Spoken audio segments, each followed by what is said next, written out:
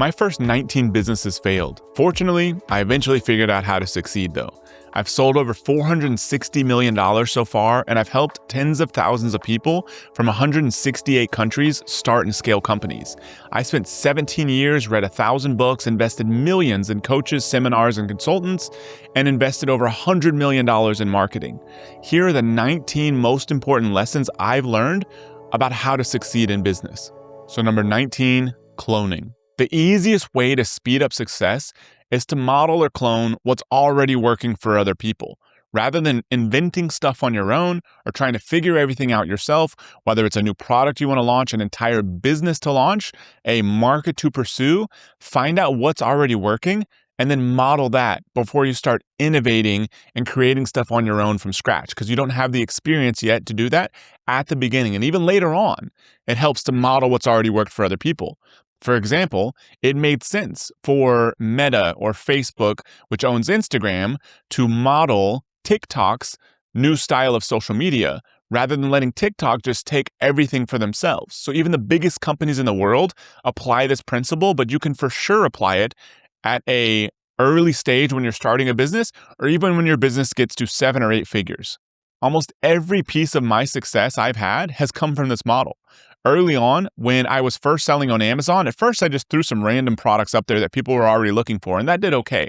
But my big success came when I started looking at Amazon as a source of stuff to model. So I would basically just go and look at the top selling products on Amazon in the categories I was involved in, such as health supplements.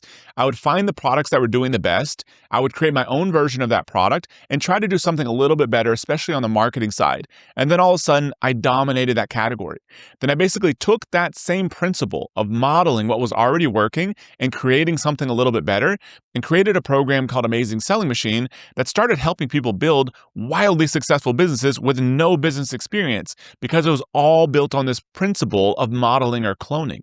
Even later on, with my current business that is in e-commerce, Lifeboost, our entire company has been modeled after an idea that I got from Dave Asprey, who was talking about healthier coffee. He had his own coffee brand. The concept made sense for me. I thought his coffee brand, there was room for a second one and possibly a better one.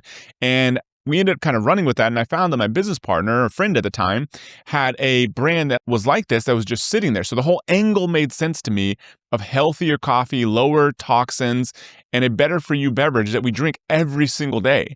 And so that whole business was basically modeled after somebody else. Both of those two companies have done over $200 million in sales, and they were based on this concept of cloning or modeling. And one of the best examples is Sam Walton of Walmart. He would be the first to say when he was alive, he didn't invent anything. All he did was run around to all these other brick and mortar retailers, steal ideas from all of them, apply them and make them better in Walmart. And that's how he built one of the longest lasting and most successful companies in history. So for any goal inside or outside of business, the first thing you should look for is examples of others who've already accomplished what you want. Find out how they did it and then model their approach. This is the ultimate hack or ultimate shortcut to success in basically any area of life, but especially business. But you need to do something slightly better. I remember early on, I was trying all kinds of different businesses. This is part of my 19 that failed when I was first getting started. And I tried to copy an information product called Fat Loss Factor. And funny enough, I ended up meeting the guy at one of our live events when we started teaching e-commerce stuff. I met the guy who created that. And today, he's my co-founder and business partner of Lifeboost Coffee. He was crushing it. Him and his friends were crushing it with that product. It was this weight loss information product. I tried to model what they were doing, but I didn't have any of their experience, any of their credibility. I wasn't as good as them in marketing, and so it did not work out for me. Most importantly, I didn't do anything unique. And so that's the key part of this, is see what's working and then make it better. And that's also why we at Lifeboost today have to constantly focus on staying ahead of people, because other people are trying to imitate and copy us. And so we have to constantly get better, because we can't let them see what we're doing, get better themselves, then all of a sudden we're the second best company or third best company. That's why we have to keep getting better all of the time, which is part of business. But you can speed up your success dramatically by cloning what other people are doing or modeling what they're doing, but also must improve something in the process. Next, only sell products that you would buy if you were on the other end of the deal, knowing everything that you know. So early on, one of the early products that I sold on my e-commerce business was popularized on the Dr. Oz show when he had this huge TV show at the time, and he'd always be hawking some sort of product or supplement or something. And so one that popped up on there was Garcinia Cambogia that just took off on Amazon. And so I created my own private label version of this thing. At one point, I had more than one brand of the same exact product. It was me and a handful of other people that were just dominating on Amazon with this thing, but it never felt great. I was never that motivated to sell this thing. I don't think it was harming anybody, but I don't think it really worked for weight loss. And I also think that the expectations people had coming into that product, they would just take this little natural pill and all of a sudden fat would melt off of them while they ate like crap and never moved or exercised, was not something I bought into. So it never felt good selling that product. And so that was not a product that I fully believed in, or that knowing everything that I knew that I would buy if I were on the other end. So there's a huge disconnect, which is why eventually that business kind of went away and I went on to other things. Fast forward a little bit, when I started teaching people how to do e-commerce with our program called Amazing Selling Machine, there was great alignment. It was an expensive program. We sold it for as much as $5,000, but I had personally spent tens of thousands of dollars on training and coaching and programs and software and live events and all that kind of stuff. So I was very bought in and still am to the concept of investing in my education. I basically feel like I have personally an unlimited budget when it comes to education. And so that's how I viewed Amazing Selling Machine. So I had no problem. There was no ethical issues with me with selling what I believed was a very high quality product to people who wanted to learn how to build an e-commerce business, because we gave them everything we possibly could after they bought. And so at that point, it's up to them. But there was no disconnect there. And especially today with Lifeboost. And so I drink the coffee basically every day. My friends and family all drink it. A lot of them are paid subscribers. And so it feels much better selling something like that. And it works way better because being an actual user of the product, or at least one that's very bought into using the product, it's so much easier to understand the nuances of marketing, understand how to make the product better. You really want to improve everything in the business because you know it's a really good product. So that's the only kind of product that you could be selling. So when you're deciding on what to sell or evaluating what you already sell, first ask if you'd buy the product if you were a customer. Now, you could be a guy selling a product that's only for women, so it doesn't always 100% mean you have to be an actual user of the product. What really matters is if you were a user and you knew everything that you as a business owner know, all the elements of the product, how it's made, how it's packaged, the pricing, the cost, all this kind of stuff, would you buy it? If so, then totally fine, no problem. And so, but if the answer is no, then do not sell it or change something about the product so it is something you would buy if you were on the other end of the table. Next, you must realize that you aren't good at everything and you definitely don't love to do everything. And that's good. Find the things that you are good at and love to do, and then quickly get out of doing everything else. Your abilities and my abilities are kind of like having a small blanket in a cold bedroom. You pull it up too high, that means your feet get uncovered and get cold. You push it down to cover your feet, all of a sudden your shoulders are uncovered and cold. Our natural abilities, for all of us, don't cover everything. That's totally fine. We don't have to be good at everything to succeed in business. I remember when I was scaling one of my first businesses that did hundreds of millions of dollars in sales, is that we had a big team, it was growing, I was CEO, and I didn't know anything about management, but I thought I was going to learn it. I thought I was going to be great at it. Turns out, not really my skill set. But at the time, I was just trying to get better at it rather than bringing really good people to fill that role so I could focus on maybe some product, but really some marketing and that sort of thing. But I was trying to do everything myself. So I thought I could do everything myself. I thought that was what I was supposed to do. And so I would basically just be constantly reading management books. And almost every week, I would have this new brilliant idea from a management book that was going to reinvent everything in the company, which is the last thing you want to do with a group of employees who value consistency and predictability and want somebody that knows what they're doing managing them, not somebody who's just trying out new ideas from every single week from a book just because they have no idea what they're doing, which was me. And so that was me taking something I was very weak at, but trying to force myself to be good at it. Would have been much better to either hire a coach or bring somebody in to take that management role from me so that I could focus on the things I was actually good at in the areas of businesses that really needed me and would have moved the needle forward that were aligned with my personal skills. And I eventually learned this approach a little bit better because when I partnered with Charles to scale Lifeboost, he's very good at the product development side, managing employee side, the back-end email marketing and customer follow-up, and basically everything that happens after you get a customer. I'm very good at getting customers. And so our partnership allowed him to do everything that happened after we get a customer and allowed me to devote my time to getting new customers. And so that partnership is how we basically took this $200,000 a year business when I first partnered with him to this year we'll do over $60 million in sales, was because we both get to do the things that we're actually good at. And I realized this a very long time ago because I remember I was building my first e-commerce business, was driving a lot of sales, but profitability was terrible. Operations were a disaster. So I knew at that point, even though I didn't really know what the answer was that I got to find somebody I can be a business partner with, because there's some things in business I'm really good at. There's a lot of things I'm not so good at. And if I just had somebody to do all these things, I could spend my time on doing these things I am really good at and would produce a lot of success. And so that's exactly what I did. It took me basically buying a bunch of courses, going to some events, and then I spent $10,000 on this one event. And then I met this guy at this little networking breakfast. He introduced me to a mastermind group, and that's how I ended up finding my first business partner, which was Jason Katzenbach. Similar dynamic to Charles and I, because he was able to pick up all the back-end things, all the customer side for our company Amazing, while I basically just focused on driving new customers. So look at your past history and think about where have you produced the best results. That evidence is likely the things that you're really good at. So move toward, it may take months or years, but move toward doing only that thing and maybe the things you want to get better at. So maybe there's some things that you haven't produced good results at, but you really want to get better at. It's an area you're very interested in. So by all means, spend some time there, develop your skills there, and get coaching, get help, whatever it takes, and do only those things you either already really good at and or that you absolutely love to do or want to do. And then hire a partner with others to do everything else. And your life will be so much better and so much simpler. Next, how you manage your personal finances directly affects the results that you get in business. If you burn too much cash personally, if you're buying so much expensive stuff, if you're living outside of your means personally, that is going to negatively affect your business because you're going to be constantly trying to bleed your business dry to support your personal finances. You're going to be going after short-term things in your business, and it's going to destroy it. So these two things become very related.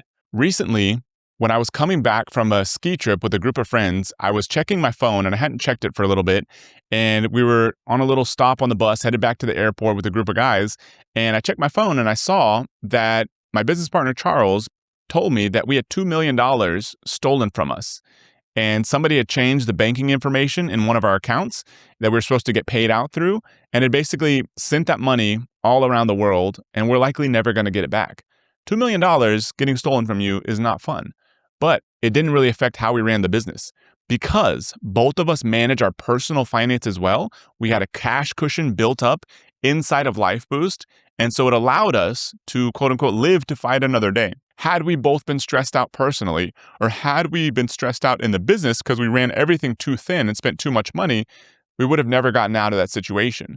That's the power of managing your finances in a frugal, responsible way inside and outside the business, because it allows you to stay focused on the long term, even when bad stuff happens. I've seen too many people, very smart, very successful entrepreneurs over the years that have built businesses and they spend way too much money personally. And that requires them to go back to their business and constantly be trying to pull out short-term cash flow. Most of them never get anywhere. They're doing the same stuff they were doing 10, 15 years ago, hustling and putting together offers and all that kind of stuff just to keep generating cash to fuel their lifestyle. They never build real wealth in this process. And that's what we're all here for.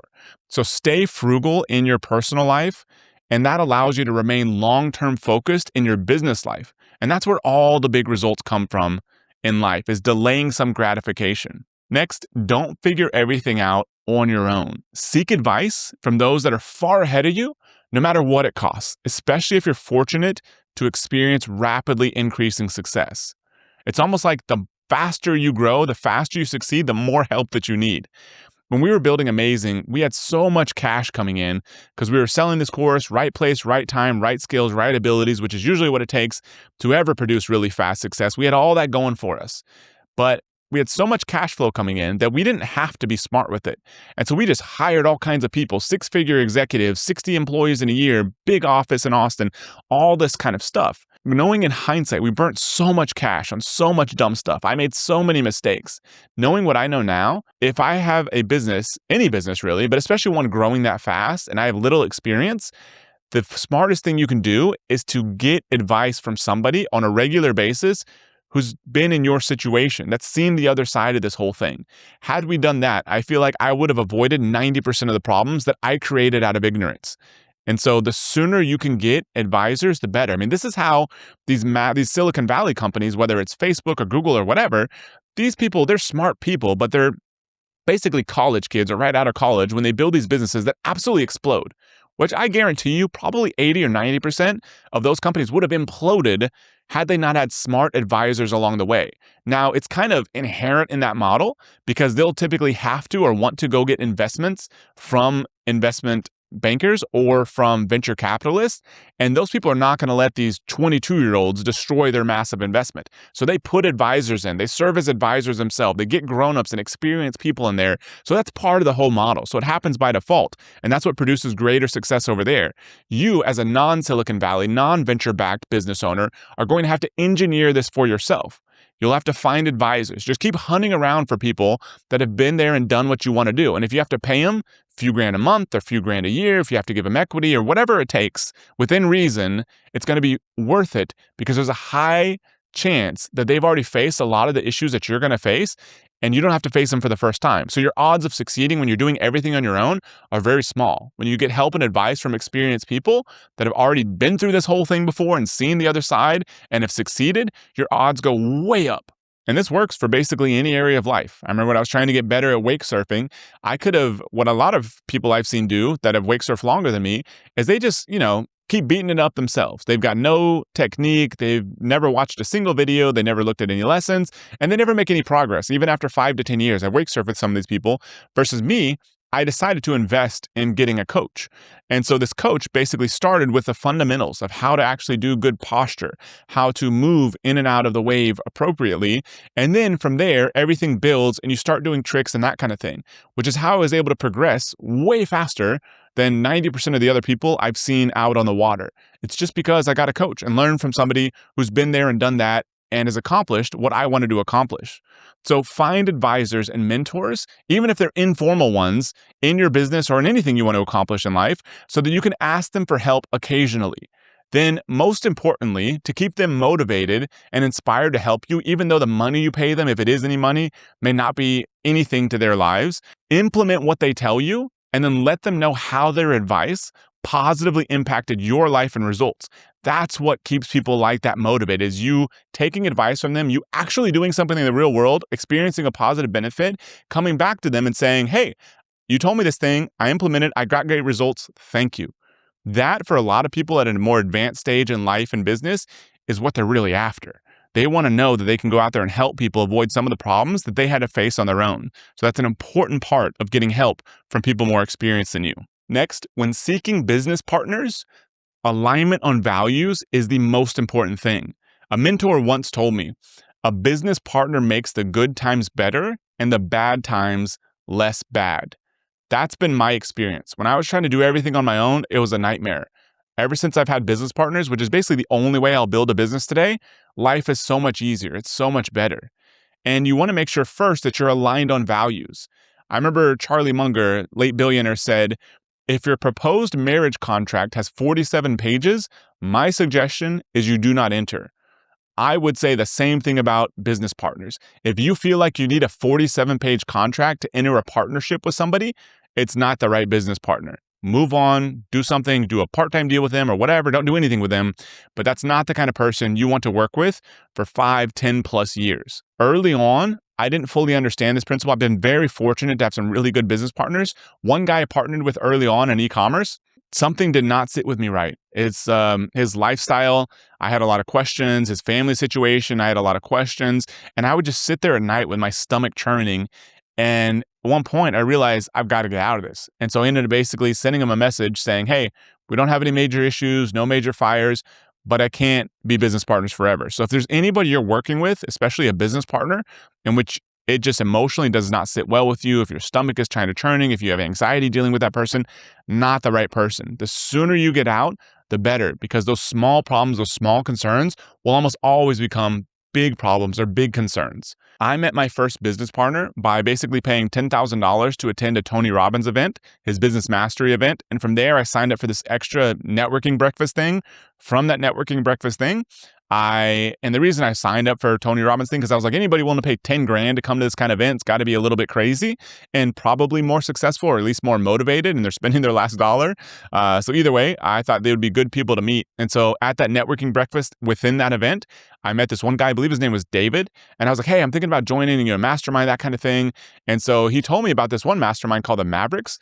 And I ended up joining that one. And it was for online business owners that were doing at least $1 million a year. And that's how I ended up meeting my first business partner, Jason Katzenbach, because I was doing this Amazon thing. And I was like, hey, it'd be kind of cool to teach this stuff to other people, because I was seeing other people selling courses and that kind of thing. He was like, hey, I've got this email list of 250,000 people that I think would love to learn this Amazon stuff. And so we partnered up, created a course, and everything went from there. Tons of lives changed, hundreds of millions of dollars in sales, all because of that one connection. And from having somebody in which we were aligned on values, we didn't meet in person for the first 7 months. We didn't have any sort of contract, I believe, for the first year, possibly longer, because we may have had our differences, but we were very aligned on values. There's never any trust issues. And I've also seen just this power, kind of on a related note, that the biggest leaps in success in my life have come from meeting the right person at the right time. So we all want to do these tactics and do all these online marketing and funnels and all that kind of stuff. But the biggest leaps in success for me have come from meeting people. And so get out there, go to events, join groups, whatever it takes, meet with people in your local area, because a lot of times in my experience, this one person plus one person equals a 10x result. And I've experienced that 3 or 4 times now. And so I'm a huge believer in that, especially people in which you're aligned on values. I've also seen people that saw some dollar signs, they partnered with the wrong person. I know one guy who basically had built painstakingly a $75 million a year business, got in with the wrong partner. That partner basically stole the business from him, and he was kicked out and basically had to start all over from scratch, all because of having the wrong partner. And I don't think a better contract would have saved him. Remember the phrase, you can't do a good deal with a bad person. Only become partners in business and life with those you're 100% aligned on with values. Next, the fastest and easiest way to scale a business is to do just a few things really well. So I did jujitsu for about 6 years, and there's this group in there that at the time was informally called by other people. It wasn't a thing that they sort of adopted themselves, as far as I know. They called them the Danaher Death Squad. So it was basically this phenom of a coach that devoted his whole life to jujitsu. John Danaher, who's the top coach in jujitsu, and he had this group of guys that were just savages and completely committed to the sport. And so they completely cleaned up early on in competition, still do very well today, but early on, they basically started doing a lot of a technique called a heel hook. And so this was something that was relatively new at the time. It was not very popular, which now it's just kind of a staple of doing jiu-jitsu, especially without the gi. And so he and they used that technique and just cleaned up. This one technique allowed him to destroy everyone for a period of time because other people didn't know how to deal with this. They didn't have that skill set. That simplicity allowed them to scale their wins like nothing else. I've also seen the opposite, especially in business. I know this one person that I was in a mastermind that I ran for a couple of years.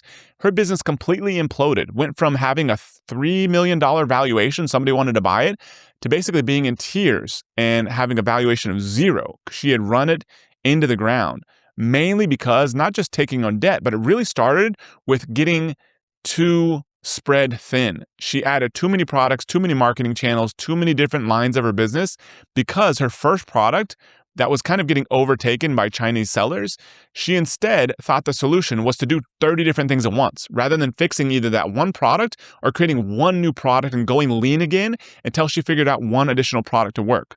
So she had one product that wasn't working and then thought the solution was to add a whole bunch of more stuff, when the opposite would have been the case. Simplify, focus on that one product, or find something new to sell. And that would have kept her business from imploding. Monster Beverage, on the other hand, which I read like 25 years of annual reports about, they were a juice company back in the day called Hanson's Natural. And so they found out in the late 90s, early 2000s that they were selling all these juices and sodas and stuff. It was going pretty well, but they had this energy drink thing that was taken off. And then they launched another brand, took off. And then they launched another brand that ended up becoming Monster, took off. And so what did they do? They didn't say, okay, energy drinks are kind of cool, sodas are kind of cool. Let's do every other beverage and food item on the planet. They instead doubled down on energy drinks. Later on, they basically sold off everything that was non-energy drink related and even acquired Coca-Cola's energy drink business and went all in on that one category. And that's why they're a multi-billion-dollar company today, is focusing on the few things that they're really good at and letting everything else go away. So if you're stuck or unsure of the best path to grow, simplify. All you need to scale and hit almost any goal you have is one product. Maybe just one funnel and one traffic source. If you improve those three things every single day, get rid of everything else, you can achieve almost any goal you ever want in business. Next, the best way to grow a business is when you don't have to pay to get customers. When I built my first e-commerce business, I started off by just getting free traffic from Google. There was SEO and I was just using software. It was very easy and cost me basically nothing to get traffic. I was able to rank my websites very easily. But that all kind of changed and I ended up shifting over to using Google AdWords, which is a paid advertising platform. The problem is I had about 11,000 products on my store and I was using some formulas and some Visual Basic scripts to basically create 11,000 different AdWords campaigns. And it allowed me to grow my sales very quickly, but it destroyed my profits because I couldn't track anything. I didn't know what was working, what wasn't working. So I was paying to get every customer, but I had no idea what was actually working. So it was not a good situation. That was very different than when we built amazing.com and at first just started by selling Amazing Selling Machine. 90% of our traffic, especially in the early days, came from affiliates. And affiliates are great because we basically would pay them nothing unless they actually drove us sales. We would pay them a 50% commission, which is totally fine for us because that meant we kept the other 50% and kept those customers to sell stuff to in the future. And so in that case, we were basically getting customers for free. Now you can get customers for free using paid ads. It's not just an organic sales thing.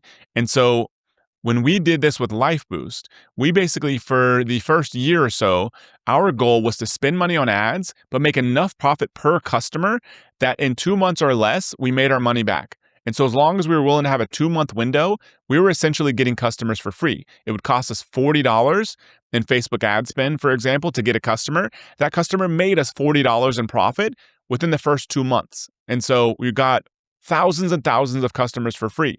Eventually, we were willing to wait a year to break even on new customers. So the whole goal has always been to get customers for free. As long as you do that with a pay for performance traffic source like affiliates or with paid advertising or some other traffic source in which you know for sure that the amount you make per customer is well covering the amount it costs you to get a customer, then you can scale your business all day long with almost no risk. So when building a business, look for ways to get customers for free, either from affiliates or by spending less to acquire a customer than what you get from that customer, which means you have to know what a customer is worth, which is a very important point. Know the average amount of money you make on a profit basis per customer. I recommend 1 month, 3 months, 6 months, 1 year, and 3 years.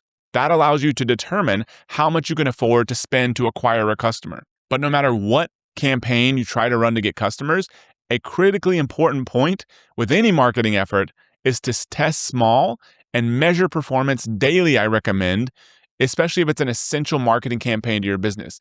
Because most marketing tests, even if you're trying to get customers for free, are not going to work out. But you want to learn that sooner rather than later so you can live to fight another day. So keep trying stuff and just keep the risk within a level that you can handle. Now, I've done the exact opposite of this, which is why I'm telling you this lesson. At one point at Amazing, we committed to $1 million radio campaign, which we had no business running, had no experience with that, had no need to run that kind of thing. We committed to $1 million campaign to run on radio when we could have realistically found out that answer for about 20 grand. Instead, we committed to $1 million. It produced $250,000 in sales.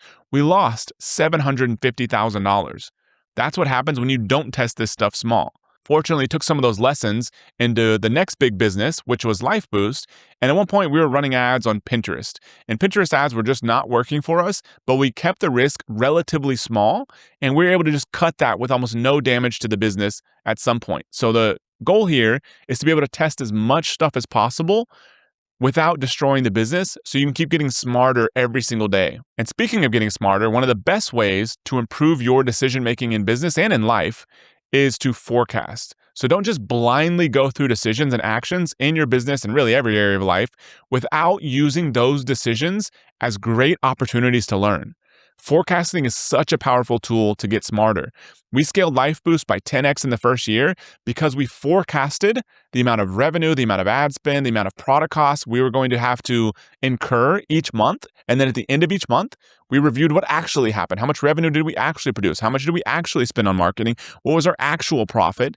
And then we just kept adjusting our forecast along the way. It allowed us to get smarter making decisions and predicting what was going to happen in business. So I recommend forecasting your financials for at least 12 months, month by month. Write down what you think is going to happen in business, and then compare that to what actually happens with your CFO or just on your own with your package of financials.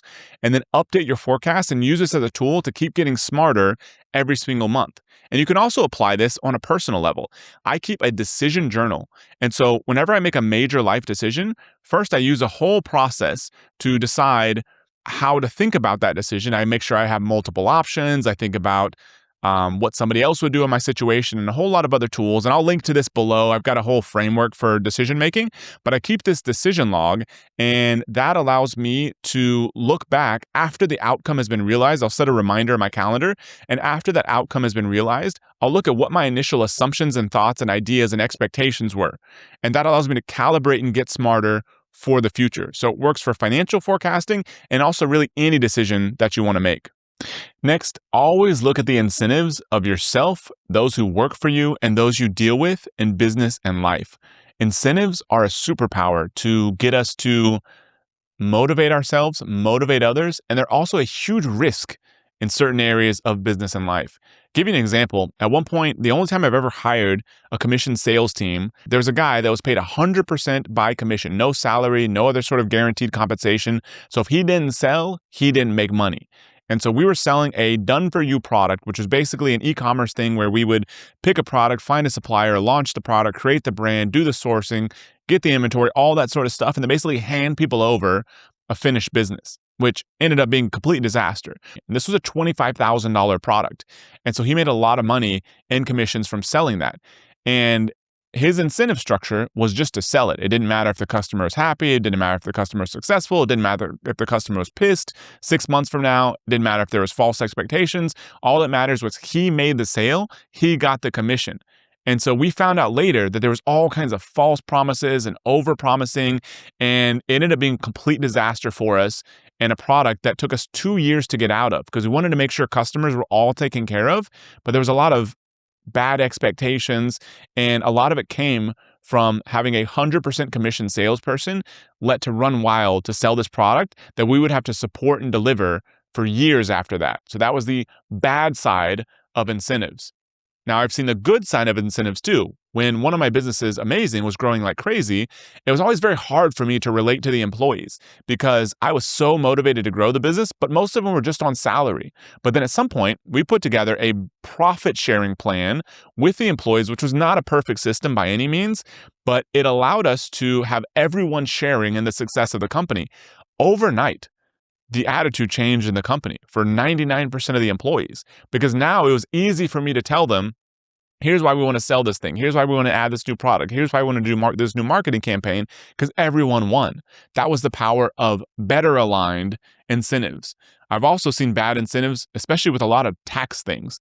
And so there's a guy who's pitching my business partner and I on a very complicated tax scheme.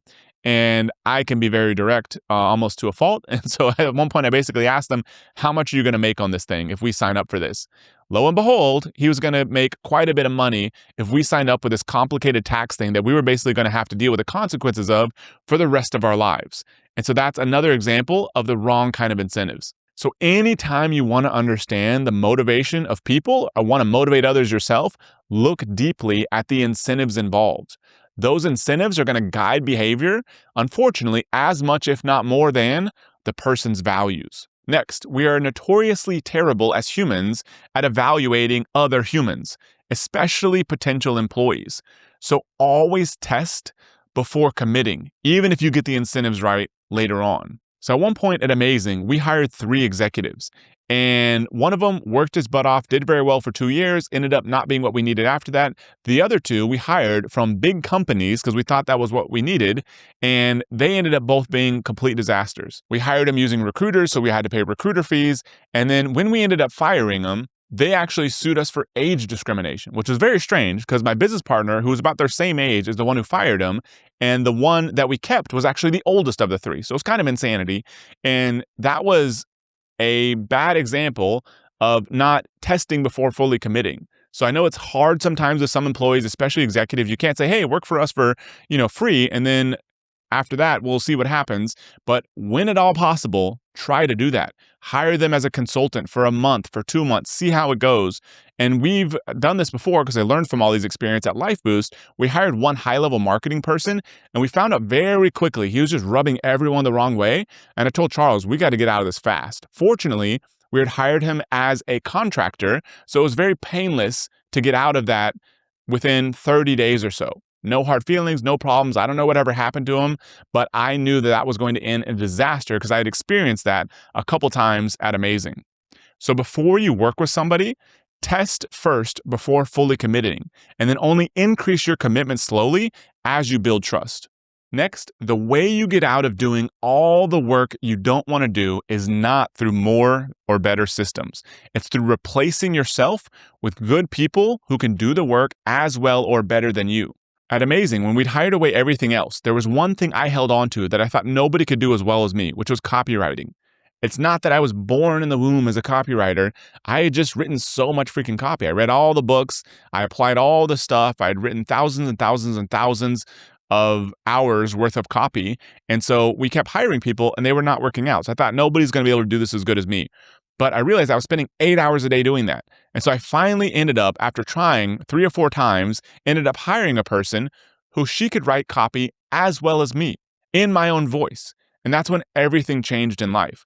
There is somebody like that out there for every single role in your business and in your life. And that person could even run your entire company for you at some point. I mean, one person who's done this fantastically is Richard Branson. He has people running businesses all over the world for him under their brand name, under Virgin. And he is the CEO of basically nothing today. Lives on his island and then basically does what he wants to do. So he's been able to do this with dozens of companies. Warren Buffett owns 60 plus companies, most of them multi-billion-dollar businesses that he does not personally run.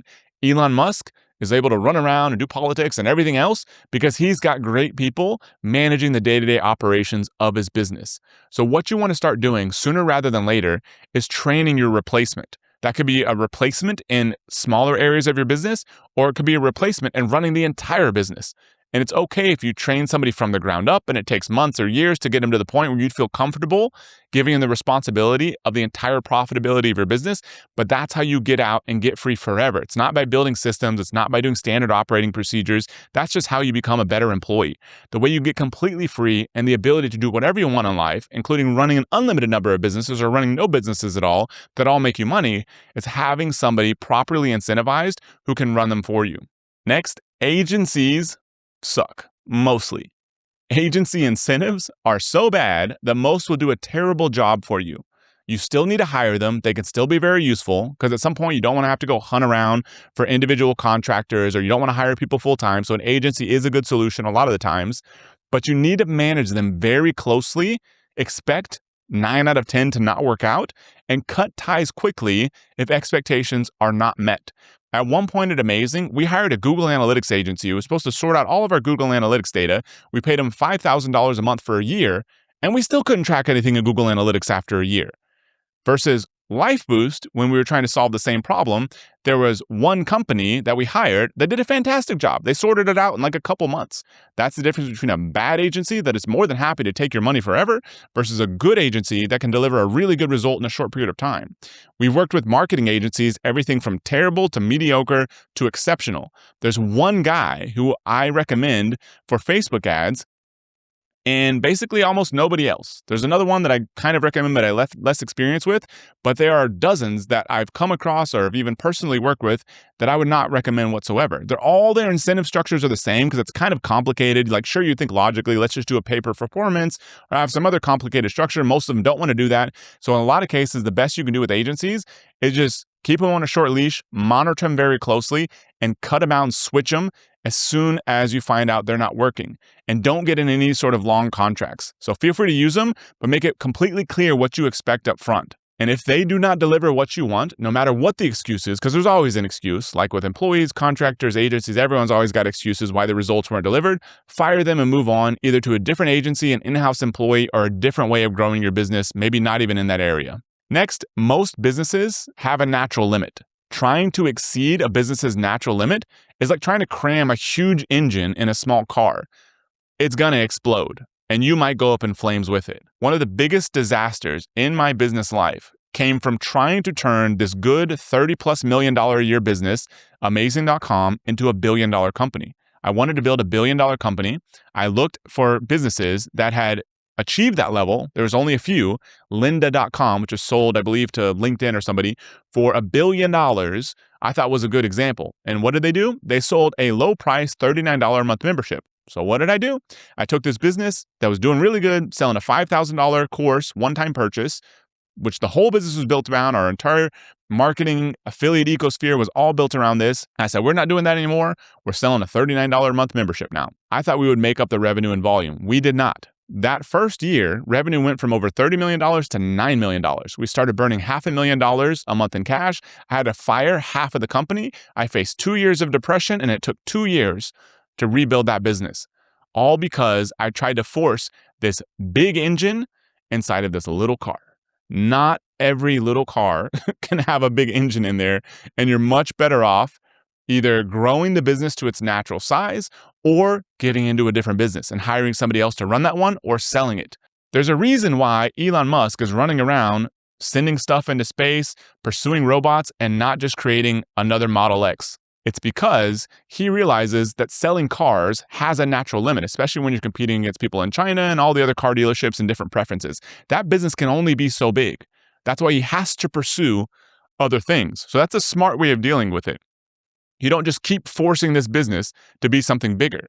We saw what happened when WeWork tried to force this co-working business, which is not a bad business, but it's not the world's greatest business, into something way bigger. It basically completely imploded and burned so much money from investors. So sometimes, rather than trying to force a business to be bigger than its healthy limit, the best option is to put it on slow growth mode and move on to something else. For this type of decision, get outside advice because you're likely to be too close to the problem to see it objectively. So if you're trying to decide whether this business can become something way bigger or whether you should sell it or whether you should pivot in some other way, in that case, before destroying a good, healthy business, get outside advice. It's going to help to get third-party perspective, even if you don't like that advice. That's the best way to move forward in that situation. Next, do the right thing as you progress through business and life. There's no resource more valuable than relationships you've nurtured over a long period of time. At one point at Amazing, our finance team took over our affiliate commissions. And they protected our money like nothing else, almost and definitely to a fault. One affiliate, I was messaging from one launch to another. I thought everything was good, no problems. And I was like, you going to promote this launch? And he was pissed. He's like, I had an argument last time with your finance team and I never got paid. And they thought I shouldn't get paid. And I was like, oh my God, like that was the last thing on the planet I ever wanted to do. Our entire business was built off affiliates and it was all a relationship business. And I don't know who was right, who was wrong, or what happened, but that relationship was basically destroyed forever. And who knows how many people he told, and who knows what he told them, which I had no idea. So it's not just a finance team problem. It was my problem as a CEO for not overseeing those critical relationships. I took that lesson later on in that same business, and we had this one affiliate who was basically sending us leads for a promotion. We didn't put any guardrails on that. I thought it was going to cost us $50,000. He ended up sending so many leads that it didn't end up working out great for us financially, but we were on the hook to pay him $350,000. That's what we actually owed him. He was willing to settle for a bit less. And I thought about it for a while, and I had taken that lesson from the affiliate commission issue, and I was like, you know what? I was like, even if it costs us $350,000, let's just pay him. That's the right thing. That's what we actually owe him. And he was very grateful. And today, I don't know him that well. We're not like best friends, but I could guarantee you, I could text him today. He's a very successful guy, sold a business for a bunch of money, knows everybody. I could text him today and he would respond within an hour or two with a positive response, willing to help me because I honored that relationship and did the right thing. That's the power, the longer you're in business, of having lots of people who've got your back like that because you've done the right thing over time. One guy that we worked with at Amazing, we wrote a contract that was only a couple pages long, and it basically gave us ownership in his business. And then later on, he acted like he was surprised that there was that piece in there. And he's a smart guy. And we're like, come on, this thing was only a couple pages long. We discussed all of this stuff on a call. But then at that point, I was not willing to fight this out. Basically said, forget it. Like, I don't want this bad issue hovering over my head. I'll move on with life. Basically said, it's your business. Take it back. We'll act like this contract never existed. I feel okay about that. I think he was 100% wrong. I will never do business with him again.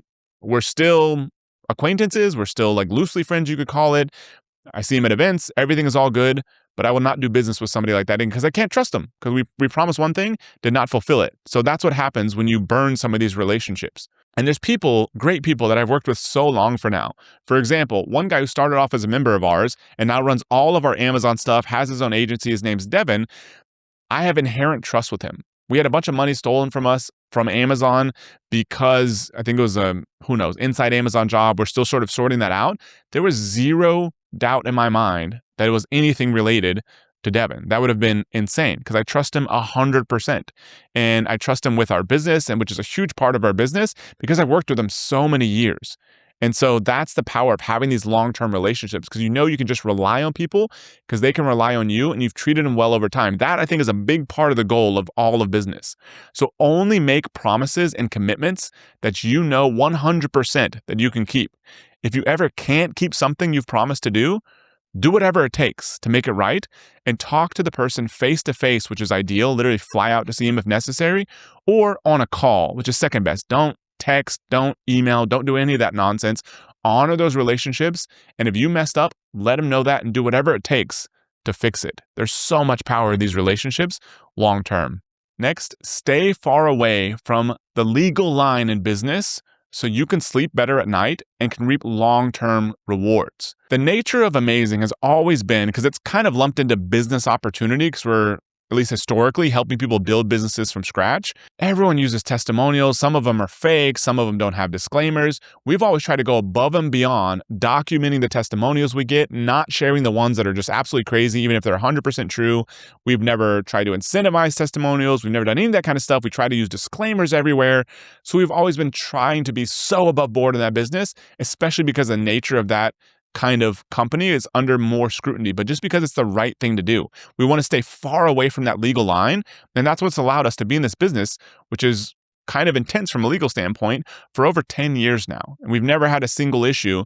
And part of it's because we've tried to be so above board on our documentation and testimonials. There's been other people in that same space who've been sued by the FTC and have had all kinds of other issues because they were doing insane stuff like fake testimonials, bearing bad testimonials, faking reviews, all kinds of things. That's just insane. And they're probably doing other stuff in their business that wasn't great either. But that's why you want to, and their whole lives are basically turned upside down by this. So it's not worth any short-term money to get close to that legal line. Know the legal limits because ignorance is not an excuse when it comes to legal stuff. You have to know because it's your business, it's your responsibility.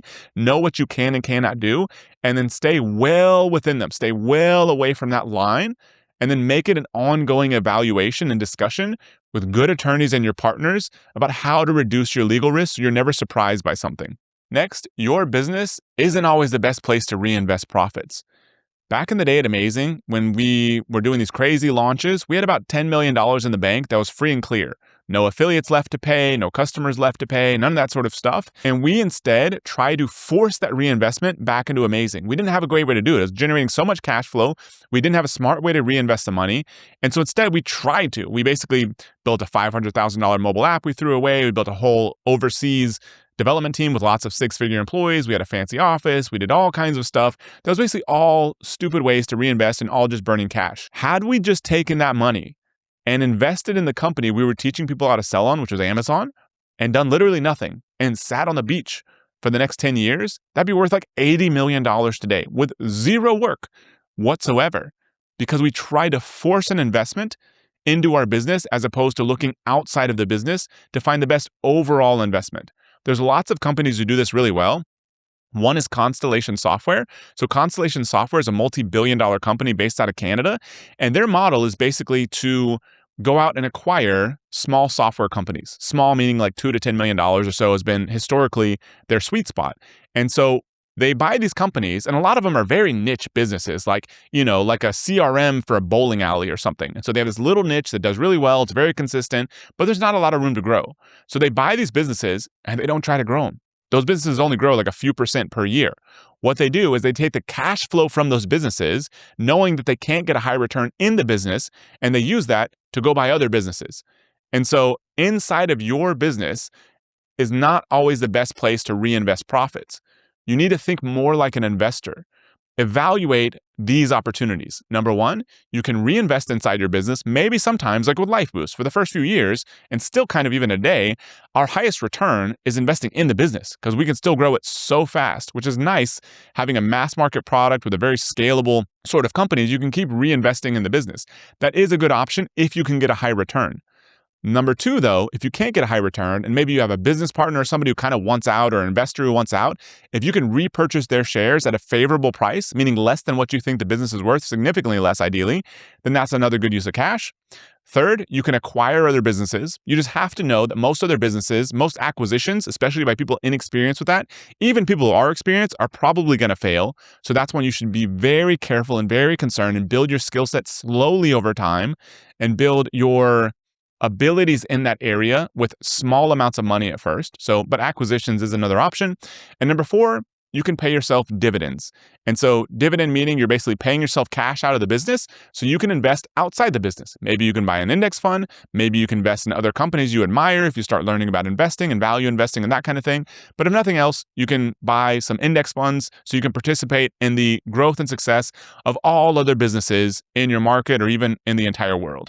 Your whole goal here is not to force investment in your business, but it's to invest in what's likely to produce the highest return, which is not always your business. Next, life is far simpler if you just pay your taxes.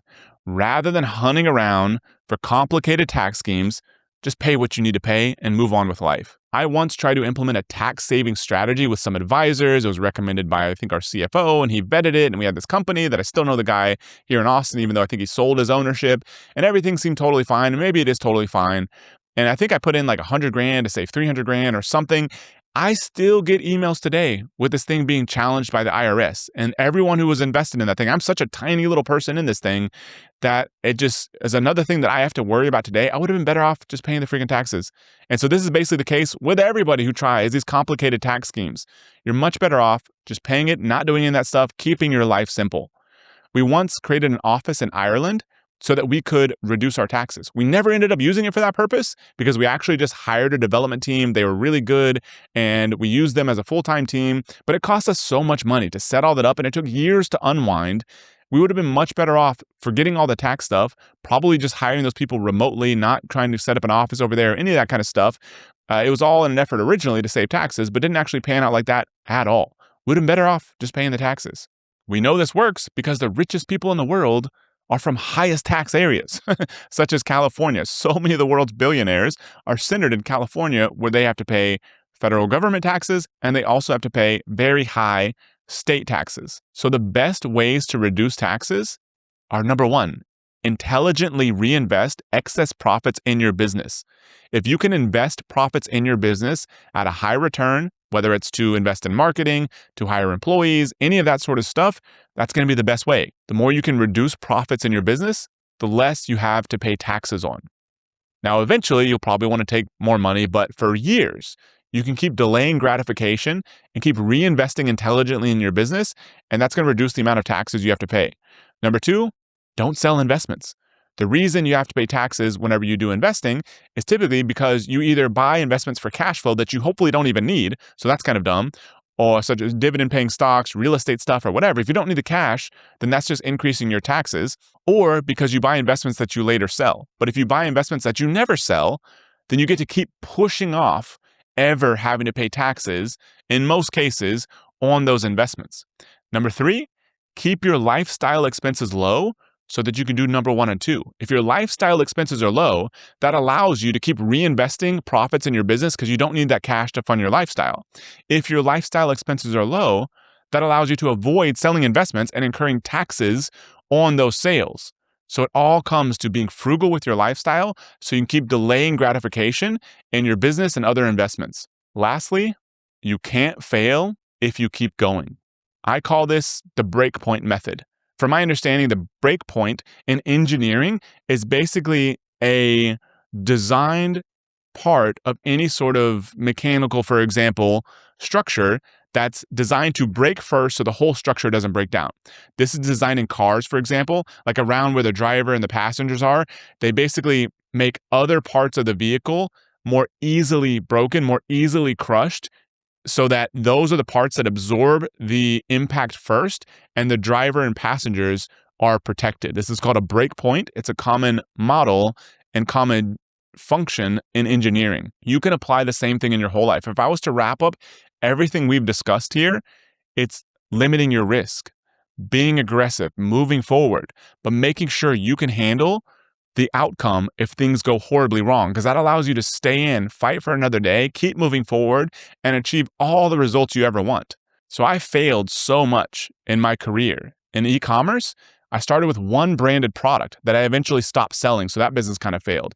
I then started selling other brands' products, which I also stopped selling. I then created an 11,000 product dropshipping store that I sold for a small amount of money, so that didn't achieve the goals. Then I created an e-commerce design business that I quit after the first client.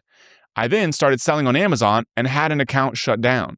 I then started private labeling and actually ended up throwing away that brand. I then had multiple e-commerce brands that I eventually shut all down. This was all within like a couple years. And all that led to Lifeboost, which is a great business that I own today.